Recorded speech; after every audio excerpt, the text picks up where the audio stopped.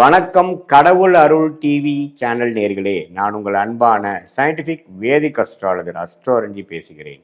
நல்லது நினைப்போம், நல்லதே நடக்கும். இந்த வீடியோவில் நம்ம என்ன பார்க்க போறோம்னா, மகர ராசிக்காரர்களுக்கு 2026 செப்டம்பர் எத்தகைய ஒரு பலாபலன்கள் நிறைந்த ஒரு மாதமாக இருக்க போகுதுங்கிறத சயின்டிபிக் வேதிக் அஸ்ட்ராலஜி முறையில் எந்த விஷயத்தையும் மிகைப்படுத்தாமல் நம்மளுடைய இந்திய வேத ஜோதிடம் ஒளித்தத்துவ அடிப்படையில் ஒரு கிரகம் ஒரு ராசிக்கு இந்தந்த இடத்துல சஞ்சரிக்கும் பொழுது எது மாதிரி ஒரு கர்ம தாக்கத்தை கொடுக்க போகிறது அப்படிங்கிறத நம்ம எதையும் பரிகாரங்கள் மூட நம்பிக்கைகள் அதிலெல்லாம் போகாமல் துல்லியமான மிகைப்படுத்தாத சயின்டிஃபிக் வேதிக் அஸ்ட்ராலஜி முறையில் பார்க்க போகிறோம்.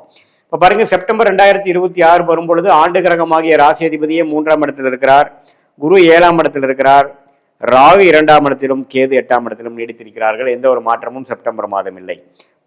பட் என்ன நல்ல மாற்றங்கள் இருக்குன்னா, சுக்கிரன்கிற ஒரு மிகவும் யோகமான ஒரு கிரகம் மகர ராசிக்கு 10ஆம் இடத்துல ஆட்சி பலம் பெறுகிறார். அது ஒரு மிகவும் அருமையான ஒரு விஷயம்.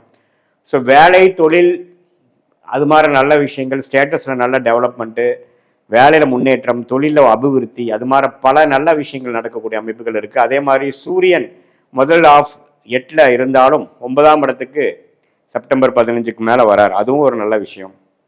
அதே மாதிரி செவ்வாய் பாருங்க, மாதத்தின் இறுதியில் 6ஆம் இடத்துல இருக்கக்கூடிய செவ்வாய் 7ஆம் இடத்துல உங்களுக்கு சில ஃபேமிலியில் கொஞ்சம் ஃப்ரிக்ஷன், பங்குதாரர்கள் நண்பர்களுக்குள்ளேயே கொஞ்சம் டென்ஷன், அதெல்லாம் கொஞ்சம் கொடுக்கக்கூடிய அமைப்புகள் இருக்குது.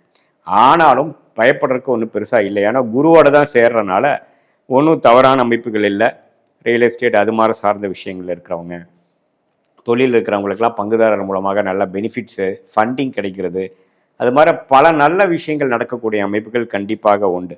இது ஒரு பொற்காலம் தான் சொல்லணும். ஏன்னா இப்போ மகர ராசிக்காரங்களுக்கு உச்சகுருவின் பார்வையினால சில நல்ல விஷயங்கள், சில நியூ அசோசியேஷன், நியூ தொடக்கங்கள், பிகினிங்லாம் போயிட்டுருக்கு. அதில் இப்போ சுக்கிரன் 10ஆம் இடத்துக்கு வரும்பொழுது நம்ம என்ன 3 மாதமாக ட்ரை பண்ணிட்டு இருந்தோமோ அதெல்லாம் டக்குன்னு நடக்கக்கூடிய அமைப்பு. சூரியன் 8ல் இருந்து ஒரு மாதிரியான பிரச்சனைகள் கொடுத்துட்டு இருந்தாலும் இப்போ அது நிவர்த்தி ஆகக்கூடிய மாதத்தின் இறுதியில் வரக்கூடிய அமைப்புகள், இது எல்லாமே ஓரளவுக்கு பாசிட்டிவாக தான் இருக்குது. 6ஆம் இடத்துல செவ்வாய் இருந்து நோய் பிரச்சனைகள், வம்பு வழக்குகளை கொடுத்துட்டு இருந்தவர் மாதத்தின் செகண்ட் ஹாஃப்லேருந்து எல்லாமே கொஞ்சம் சரியாகுது.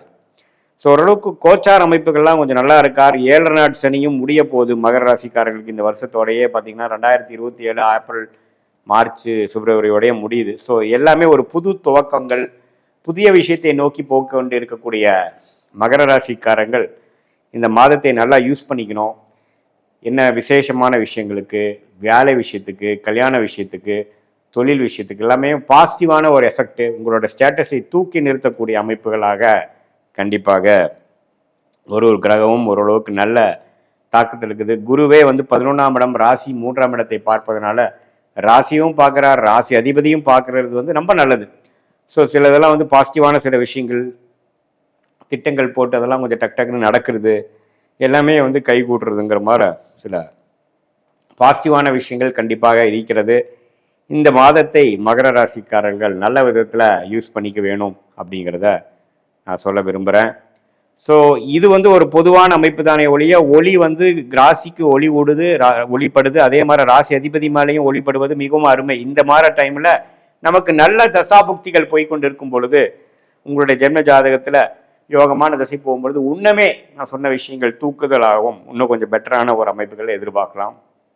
தசநாதன் எப்படி இருக்கிறார், புக்திநாதன் எப்படி இருக்கிறார், நீங்கள் எந்த லக்னத்தில் பிறந்தீங்க, இப்போ உங்களுடைய நட்சத்திரம் அவிட்டமா அல்லது திருவோணமா அல்லது உத்திராடமா, எந்த மாதிரி நட்சத்திரத்தில் பிறந்தீங்க, இப்போ உங்களுடைய தசாபுக்திகள் எப்படி போய்கொண்டு இருக்கிறது, தசநாதன் புக்திநாதன் எப்படி போயிட்டு இருக்கிறார், உச்சத்தில் இருக்கிறாரா, திக்பலம் திருக்பலம், இது மாதிரி பல விஷயங்களை நாம் உங்கள் ஜாதகத்தையும் இப்போ நம்ம பேசின கோச்சாரத்தையும் ஒருங்கிணைத்து பார்க்கும் பொழுது சயின்டிஃபிக் வேதிக் அஸ்ட்ராலஜி முறையில் எதையும் மிகைப்படுத்தாமல் ஒரு கிரகம் ஒரு இடத்துல இருக்கும் பொழுது எது மாதிரி விஷயங்களை கொடுக்குங்கிறத தசாபுக்திகளையும் சேர்த்து வைத்து பார்க்கும் பொழுது தசா புக்தி அந்தரம் சூக்ஷமம் இது எல்லாமே நம்ம பார்க்கும் பொழுது தசைங்கிறது பல வருடங்கள், புக்திங்கிறது 3 வருடம் 2 வருடம், அந்தரங்கிறது 5 மாதம் 6 மாதம், அந்தரங்க சூக்ஷமங்கிறது வாரக்கணக்கில். இந்த அளவுக்கு நம்ம டீட்டெயில்டாக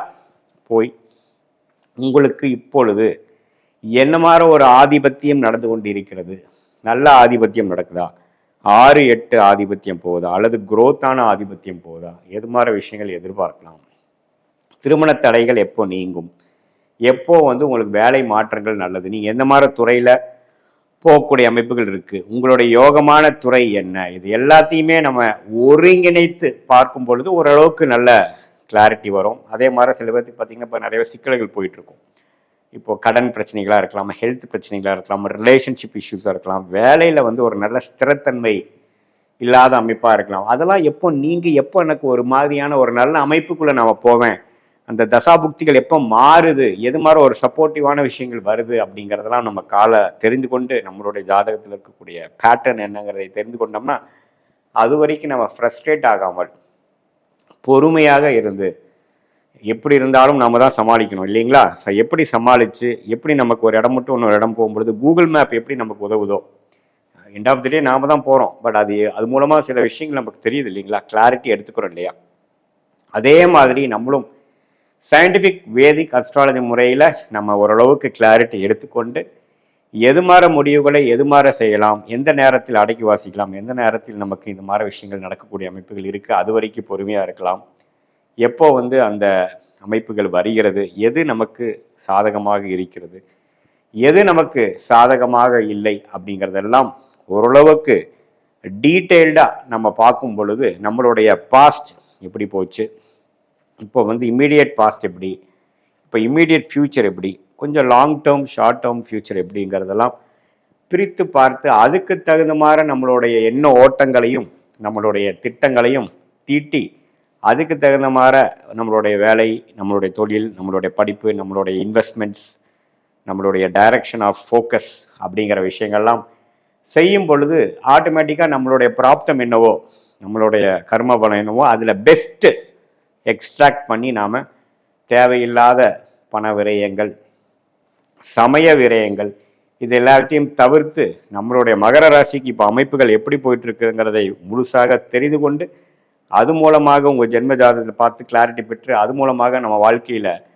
திட்டங்களை தீட்டி செயல்படும் பொழுது நம்மளுடைய வேலையாக இருந்தாலும் சரி, கல்யாண விஷயமா இருந்தாலும் சரி, குழந்தைகள் விஷயமா இருந்தாலும் சரி, தொழில், முதலீடு, மற்ற ஹெல்த் ரிலேட்டட் எது பிரபலமாக இருந்தாலும் உங்கள் ஜாதகத்தில் அந்த 12 பாவங்கள், லக்னத்திலிருந்து 12ஆம் பாவங்கள் எப்படி இருக்குது, இப்போ மகர ராசிக்கு நான் சொன்ன அமைப்புகள் மாதிரி இப்போ உங்களோட தசாபுக்திகள் எப்படி போயிட்டு இருக்கிறதெல்லாம் சேர்த்து வைத்து பார்க்கும் பொழுது ஒரு மாதிரியான நல்ல கிளாரிட்டி வரக்கூடிய அமைப்புகள் கண்டிப்பாக நம்ம தெரிந்து அது மூலமாக நம்ம வாழ்க்கையில் தெளிவான ஒரு growth பேட்டர்னில் போகலாம் என்று சொல்ல விரும்புகிறேன். கடவுள் அருள் டிவியை பார்த்தமைக்க நன்றிகள். மேலும் இது போன்ற தகவல்களை தெரிந்து கொள்ள கடவுள் அருள் டிவியை சப்ஸ்கிரைப் செய்யுங்கள். மறக்காமல் பெல் ஐக்கானை கிளிக் செய்யுங்கள்.